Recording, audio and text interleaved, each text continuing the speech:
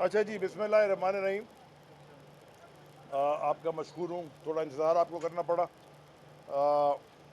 मुझे सिर्फ यहाँ पे इसलिए बुलाया गया था, या मैं आज इसलिए आया था, नोटिस इलेक्शन कमीशन ने इसलिए भेजा कि मैंने एक ख़त लिखा था जिसके ऊपर मैंने सारी यूनियन काउंसिल्स जिनके ऊपर इरेगुलरिटीज़ या ओपन रिगिंग कहने लगे वो हुई थी, उसके ऊपर मैंने बात करनी थी।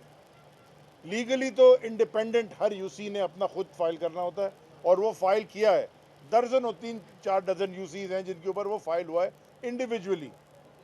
लेकिन ओवरऑल सिनेरियो पे बात करने के लिए मैं यहाँ पे आया था इलेक्शन कमीशन के सामने। देखिए, मैं आपको, वो कहते हैं ना, आप जब आदमी भूल जाता है, याददाश्त ताज़ा करने के लिए, जो लोकल बॉडीज़ इलेक्शन का फेज़ 1 हुआ था, जो लोकल बॉडीज इलेक्शन का फेज़ 1 हुआ था, जिसमें सक्खर डिवीज़न, लाड़काना डिवीज़न, मीरपुर ख़ास और नवाबशाह में जो 4 डिवीज़न में फेज़ 1 हुआ था, वहाँ जो तमाशा हुआ, खून खराबा हुआ, वो सब ने देखा। यानी कि टीवी चैनल के ऊपर खबर यह चल रही थी कि कश्मीर में डाकुओं में और पुलिस में मुज़ाकरात कामयाब हो गए और डाकुओं ने बैलेट बॉक्सेस वापस कर दिए। ये तो वो इलेक्शन था फेज़ 1 का। गोलियां चली, लोग शहीद हो गए, इंजर्ड हो गए। हमने समझा कि जब फेज़ 2 होगा, हैदराबाद डिवीज़न जिसमें 9 डिस्ट्रिक्ट्स हैं और कराची डिवीज़न जिसमें 7 डिस्ट्रिक्ट्स हैं, मगर वो टाउन्स पे, हैदराबाद में 9 टाउन है और कराची में 25 टाउन है, 246 यूनियन काउंसिल्स कराची में हैं। 3 दफ़ा डिले होने के बाद जब ये इलेक्शन, 3 या 4 दफ़ा जब फाइनली इलेक्शन होगा, तो इलेक्शन एक साफ और शफाफ एक्सरसाइज होगी, क्योंकि इनको पता था कि इन्होंने क्या करना है। लेकिन उसके बरक्स जो तमाशा देखा गया, क्या हो गया उधर, हाँ, लेकिन उसके बरक्स जो तमाशा देखा 15 जनवरी को कराची में, बल्कि उससे थोड़ा सा पहले, क्योंकि ये उससे पहले 2-3 दफ़ा इलेक्शन डिले करते गए, 1-2 दिन पहले। 15 जनवरी संडे था, जुम्मे की रात को 2 बजे शर्जील मेमन प्रेस कॉन्फ्रेंस करता है सीएम हाउस पे खड़ा होकर, और कहता है कि जी हम तैयार नहीं है और और इलेक्शन नहीं हो सकता, डिलिमिटेशन का इशू बना के। फिर एमक्यूएम बाइकआउट कर देती है, और उसके बाद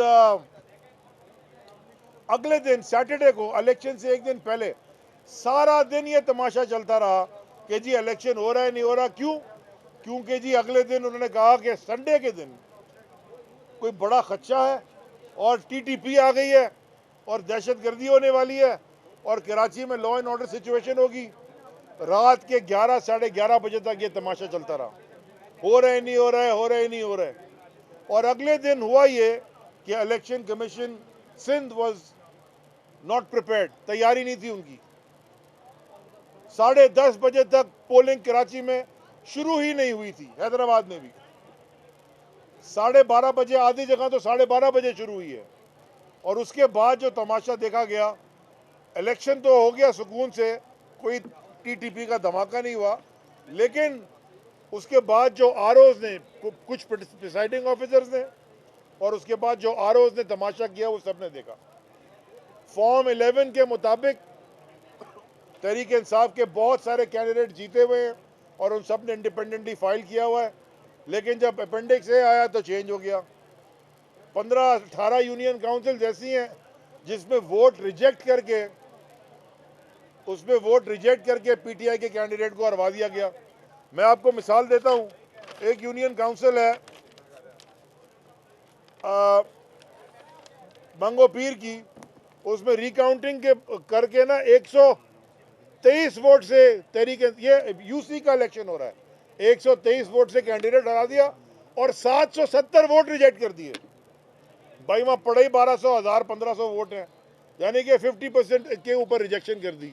कुछ यूनियन काउंसिल ऐसी हैं जहाँ पे, एक वो चनेसर कोट की है, सईद गनी काशखेली साहब की, वो जो हम जीते हैं वो हार गए, वहाँ पे 41 के आगे 2 लगा दिया तो 241 कर दिया, और 59 है 51 के आगे भी 2 लगा दिया, वो 251 कर दिया, 400 वोट बढ़ा दिए, और वो अपेंडिक्स में रिजल्ट चेंज कर दिया।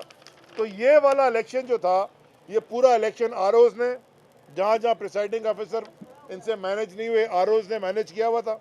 ये बात मैंने इलेक्शन कमीशन के सामने रखी, और मैंने इलेक्शन कमीशन को ये कहा कि अगर आपने ये इससे सबक ना सीखा, हमारी तो पिटीशन ही है ना, हमने तो लेटर लिखा हुआ, हम तो मानते ही नहीं कलअदम करना चाहिए, लेकिन अगर हमने सबक ना सीखा और इस तरह के इलेक्शन कराने हैं आपने पाकिस्तान में, तो फिर ना खर्चा करवाएं, अपनी मर्जी के बोलने भैया जीत गया, पर ठीक है, पर इलेक्शन कराने की जरूरत क्या है? आरओ होते कौन है, और ये खास तौर पे प्रिसाइडिंग अफसर होते कौन है? अब मुझे बताएं, वहां मैं जो 90% मैं सुन रहा था सुबह से बैठ के, उससे भी ज्यादा, चाहे वो दूसरी जमातों की हो, चाहे अंदरून सिंध से हो, चाहे इंडिपेंडेंट कैंडिडेट्स की हो, चाहे जमात इस्लामी की हो, चाहे हमारी हो, जो वहाँ पे पिटिशन सुनी जा रही थी वो थी जिसमें फॉर्म 11 में वो कैंडिडेट जीता हुआ था, लेकिन फॉर्म अपेंडिक्स ए में पीपल्स पार्टी को जिता दिया गया। तो इतनी धांधली करके इलेक्शन करना, और जिताते कैसे हैं? देखें, वजीर साहब अंदर बैठे हुए हैं, आरओ भी आए हुए हैं, आरओ मुलाजिम है एजुकेशन डिपार्टमेंट के, मौसूफ वजीर हैं एजुकेशन डिपार्टमेंट के, रह चुके हैं पहले, आरओ हैं लोकल गवर्नमेंट के एम्प्लॉय, और वजीर साहब जो अंदर बैठे हैं वो लोकल गवर्नमेंट के वजीर हैं। तो भाई वो वजीर के आगे कौन सा आरओ बोलेगा? उसको अपनी नौकरी की पड़ी होगी। सो देयरफॉर ये एक पूरी शैम एक्सरसाइज थी। हम उम्मीद करते हैं इलेक्शन कमीशन से, हम हाथ रख लो, हम उम्मीद, हाँ, बहुत सारी यूनियन काउंसिल जोड़ रही हैं, फ़हीम के भी 4 हुई, और भी बहुत सारी, उन्होंने रिजल्ट्स होल्ड कर दिए इलेक्शन कमीशन ने, और दोबारा बुलाया, 22 तारीख को शायद बुलाया, 22-23 को बुलाया है, और 16 को भी, कि वो अपने डॉक्यूमेंट्स लेके आएँ और इलेक्शन कमीशन में जमा कराएं और आर्ग्यू करें। और हम उम्मीद करते हैं कि election commission of Pakistan UC के इलेक्शन में कम से कम, और वैसे भी इंसाफ करेगी, और जो असल हकदार है जिसने वोट लेके जीता उसको डिक्लेयर करेगी विनर। थैंक यू जी। बड़ी मेहरबानी।